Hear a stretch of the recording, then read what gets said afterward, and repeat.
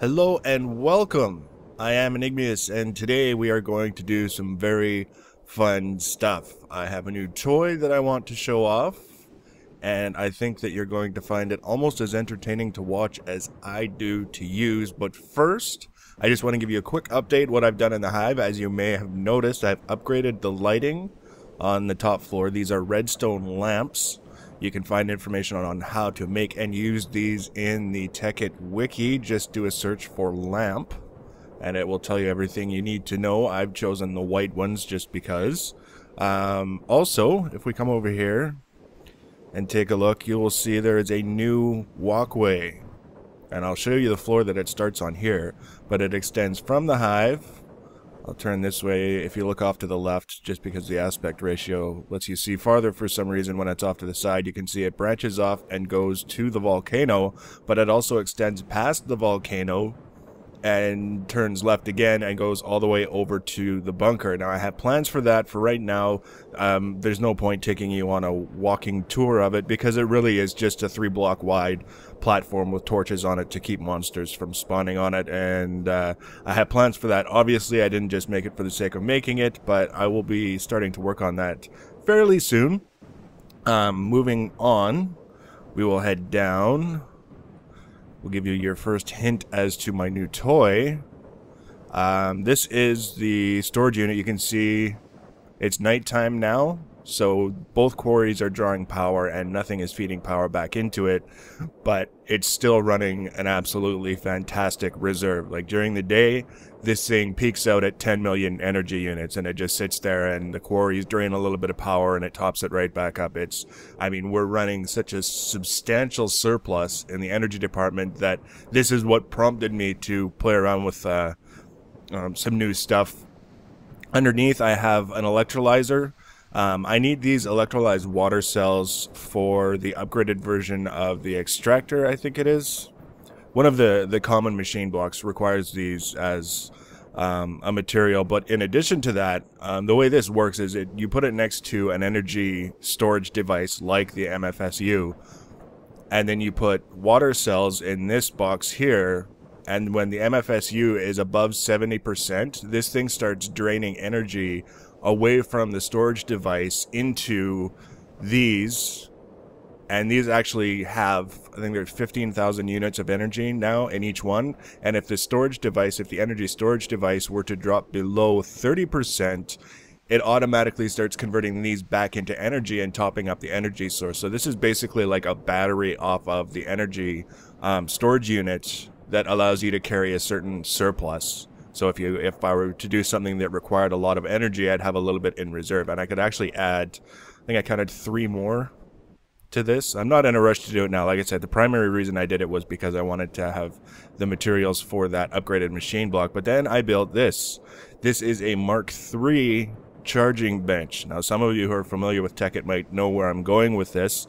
I will show you. I upgraded my battery packs to lap packs, and I got some footage of the process of doing that I'll show you as I'm describing this. Basically, this is the upgraded version of the battery packs that I was using to power all of my electric tools.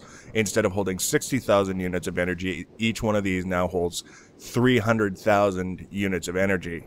So now when I run out into the field, instead of 3 battery packs holding 180,000 units, I have a total of 900,000 units worth of energy in reserve, which means fewer trips back to the charging bench to recharge my battery packs. Or, in a perfect world, that's how it would work.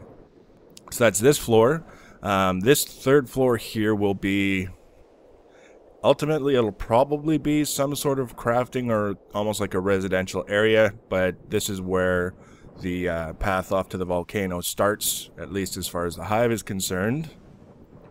And then down here we start to see, this is not used yet.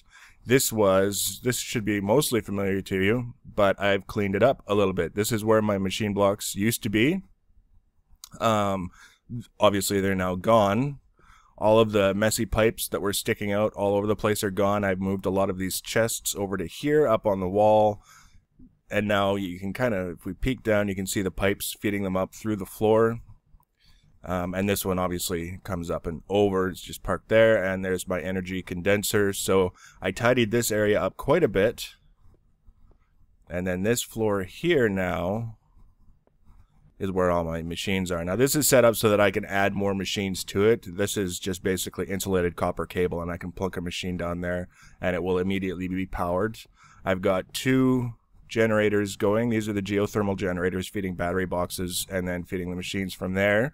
So these are all the second tier electric machine boxes, induction furnace, singularity condenser, singularity compressor, all that good stuff.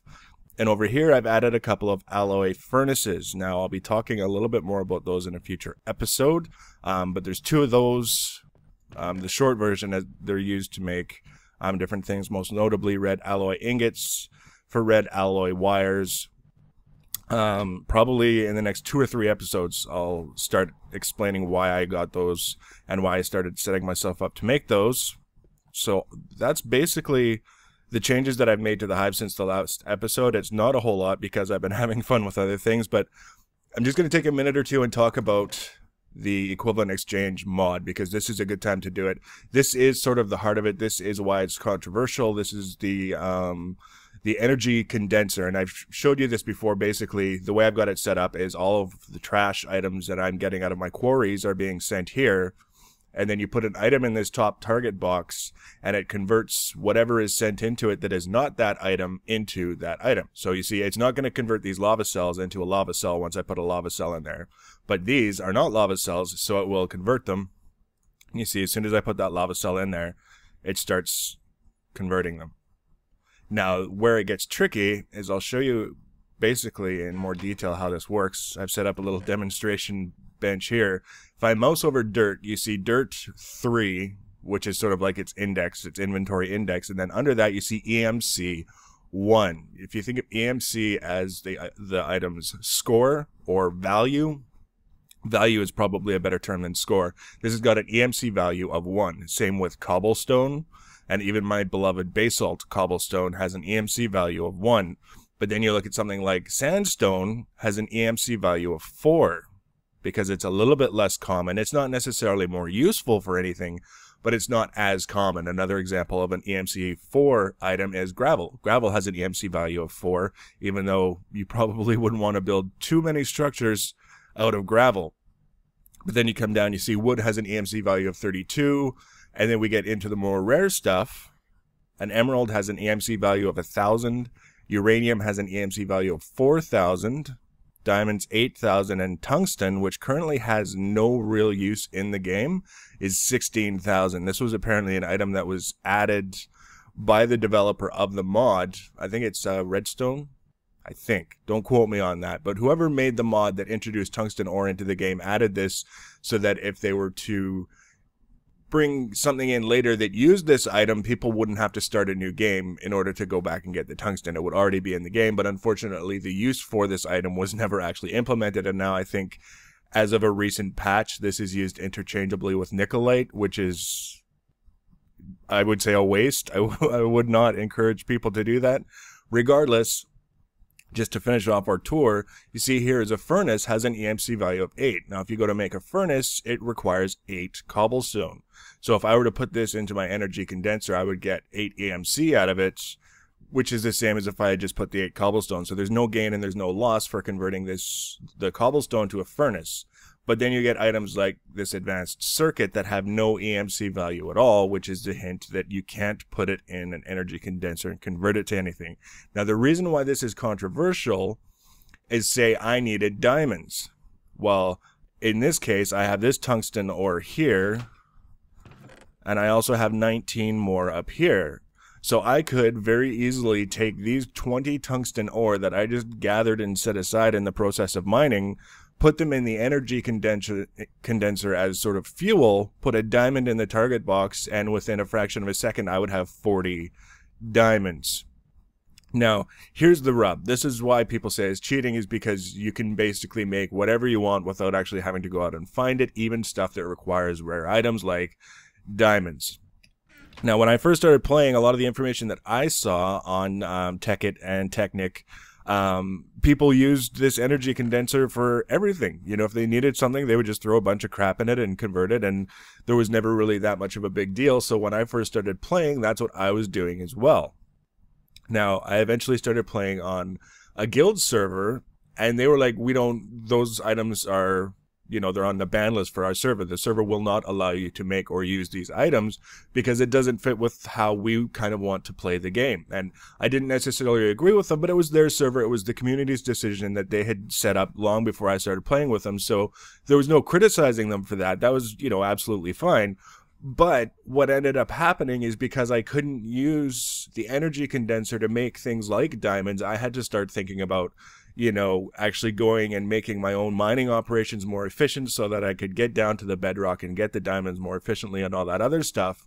And that's when I actually started learning about the electric power tools like my diamond drill and my chainsaw and my wrench and my electric tree tap and all these other things that actually they're fun as hell. Like running around not only logging but chopping down spiders and endermen with a chainsaw, that is good stuff. So from the point of view of someone who's trying to make a video series to entertain and hopefully inform people about the game and you know, inspire a little bit of creativity in them, whatever, I'm trying to use the energy condenser sparingly, because if someone does feel that it's too much like cheating for them, it trivializes the content. I don't want them thinking, well, this guy's doing all these quarries and he's doing all these solar panels, but he's feeding, you know, his operations with tungsten into the energy condenser and getting all this stuff that would take me hours and hours, maybe even days of playtime to get. So I can't follow along. This is all meaningless to me. So at least for the time being, I'm using it very, very sparingly. Like you see now, all it's doing is making lava cells so that I don't have to run around every few hours and find, you know, a fresh source of lava to keep my generators running. But I haven't used it to make diamonds. I haven't used it to make any of the critical elements to my current operations. So that's the whole thing about the equivalent exchange, and I've talked plenty about it. Like I say, I intend to use it sparingly. Whatever you do in your games is entirely up to you. I'm not here to tell you how to play, but if you're following along and wondering, am I sourcing the majority of my rare ingredients by myself? Yes, I am. All right, so now we get into the fun stuff. We're going to talk about the process of getting there, and then we're going to show you exactly what we can do with it. So our mystery item of fun begins as an electronic circuit. You've seen me make these before for the solar panels. It's the exact same recipe. Yay, electronic circuit. And then we need to convert it to an advanced circuit. So we use some redstone, some lapis lazuli, the same thing that went into the lap packs that I made. That gives us the advanced circuit. And now we need to get a little bit crazy with the redstone here and the diamonds, because, you know, this is our special treat for doing so well, getting the quarry up and running with an energy surplus, is we get to spend diamonds on fun things. So this recipe calls for 1 diamond and the 8 redstone around it. So you see I'm basically making 2 of these. These are energy crystals, which can, you can actually charge them up and use them as like a battery of sorts, but we're not going to do that. We are going to do something that is much more entertaining. This is advanced alloy. I'll show you how to make that someday soon. You can also look it up in the wiki. I'll be using a lot of that to make reinforced glass and reinforced stone for some upcoming projects, but for now, we need 4 of them total, and I'm trying to remember this recipe off the top of my head, which is, I'm almost there, there we go. There it is, the mining laser. Yes, the mining laser. As if the drill and the chainsaw weren't awesome enough, we just made for ourselves the mining laser, which it doesn't look all, you know, it's not entertaining sitting in my inventory. So we're just going to cut directly to the testing. I'm going to show you all the different modes out in the desert where I can't blow up the hive. Okay, so rule number 1 with the mining laser is don't even have it equipped when you're near something that you don't want to blow up. I won't even intentionally have it equipped in the hive because, as you'll see, it is absolutely devastating. Now, the first thing you need to know is it's got about 8 different modes, and you switch modes by holding down the F key and right-clicking. So you see low focus, long range, horizontal, superheat, scatter, explosive, and the default mode when you first make it is mining, which is a very straightforward, shoots in whatever direction you're facing, whatever direction the cursor is facing, and you saw. I mean, it just blew the shit out of all that sand, which is like, how can you not love that? Low focus basically mines whatever is directly in front of you, whatever block is directly in front of you, and then long range, which it uses a lot of power, which is why you wouldn't, you might think, why would I ever want to use anything else if I'm mining and I want to mine a lot? It's because different modes use different amounts of power, and this one uses a lot. But you see the range on it. It's like, one thing to note, of course, is this sand basically counts as dirt. It counts as something that you would mine with a shovel. So the laser is going farther than it would if it were mining stone or something like that. But this is the horizontal mode, which basically forces you, when you're targeting, you're selecting the face you want it to start on, and then it just follows a horizontal path, which is great for precision mining. You don't have to worry about going too low or too high. You just select a face and it follows along a nice straight flat path, and you'll see me using that a little bit later. I'm going to give you a more practical example of what you can do with it, but it's probably the one that I use the most. And you have superheat, which is a very focused, very high energy thing that smelts whatever it hits. Like if you smelt sand, you get glass. If that were iron ore, it would have dropped iron ingots. So it's like the auto smelt. You don't even have to take it to a furnace. I told you it was fun. Then we get scatter, which is like if you ever wanted an obscenely powerful, extremely high energy mining shotgun, that's what you get with scatter. I don't use this very much. Honestly, I think I might try it cleaning out the last few layers of bedrock where there's, you've probably seen in other videos, the bedrock isn't all just one layer. It's kind of mixed between 2 and 3 different layers, and cleaning it out is kind of a pain in the butt. So I might try scatter for that. But realistically, it's just mostly fun. I don't really need all this sand that I'm gathering, but I do need a lot of glass for an upcoming project. So that's why I'm taking the time to gather it up as we go. This is oil over here. I'll just point that out. You can hear, if you can hear the game sounds, you hear it's making water sounds. That's because it's liquid.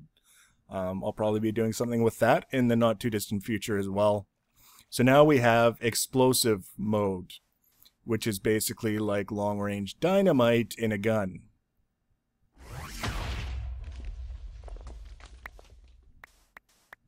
Yeah, that's explosive mode. So, this is probably my favorite tool out of all of them. I still use the chainsaw, obviously, for logging and for fighting. But, the laser is good for fighting too. We'll show you a little bit of that. But I still use a chainsaw. I still keep the drill, the diamond drill, because it's a lot easier to use that for precision mining if I just need to move one block or, get one block out of the way without having to switch around modes on the laser. Because unfortunately, of all the things that the game does well, switching modes is not particularly intuitive. That was actually a test. I wanted to see if the cobblestone would survive the explosion, the basalt cobblestone, which it did, and that's important for another upcoming project. So that's why I did that, is I just wanted to see if I shot it with explosive, would it survive. So I'm basically looking for something alive that I can shoot. And I see just over yonder. Come on. It's nighttime. See, if I didn't want monsters, I would be surrounded by them. But because I actually want monsters to appear, there are none to be had. And I don't want to go too far because this is just supposed to be a bit of an example. So hurry up, monsters. There we go. We've got some spiders. So let's see what happens if we shoot. Okay, we don't have enough range with this setting. So let's see if we, long range, shoot the spider. Let's see what happens.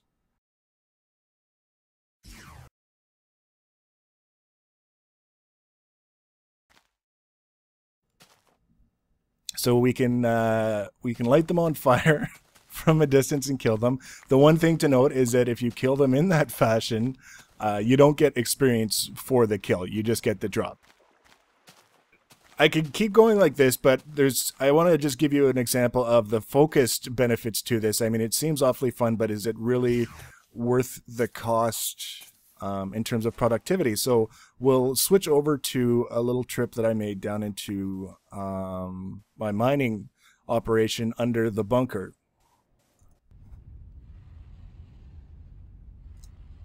Here we are down on the bedrock layer. This is where I do most of my mining when I'm looking for things like diamonds, which are right here, which sort of, you know, just a little more reassurance. Do I actually source my own diamonds? Yes, I do. But I just wanted to show you the benefits of having the mining laser down here. You see, I just used the drill to dig those out just because.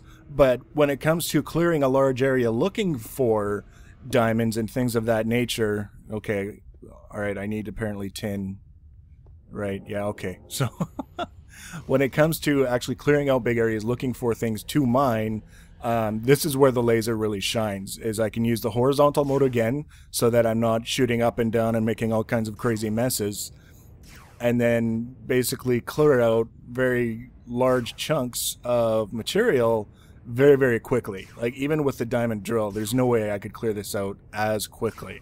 Now, I could use, there's an item that comes, actually I think it's with the equivalent exchange mod that we were talking about earlier, called the Destruction Catalyst, which I'll probably make at some point in the future and show it to you because it's fun as hell, but it is very, very inefficient when it comes to energy unless you invest a lot of time getting things from that mod. Like, there's energy collectors, I'll make some of those and I'll show you how all that works.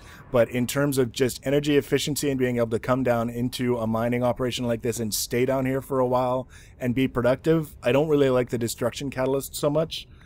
But the mining laser itself, it's one of those things, like I said earlier when I was talking about the mod, when I didn't know about it, I was kind of like, ho-hum, mining pick, whatever. But as soon as you start to learn what you can do with the different tools in Tekkit, it's just so much fun. So there's one last thing I'm going to leave you with. I'm basically done with the commentary. I don't need to bore you with that anymore. I'm going to leave you a little montage that I'm calling Payback. So before I start that rolling, I just want to say thanks again for watching. I'm trying to do about a video a day.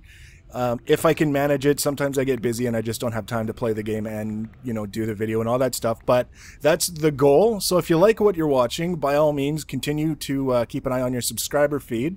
If you haven't subscribed already, feel free to do that. And if you know anyone else who likes the Minecraft or might be interested in it, don't be afraid to let them know about my videos. So thanks again for watching, guys, and take care.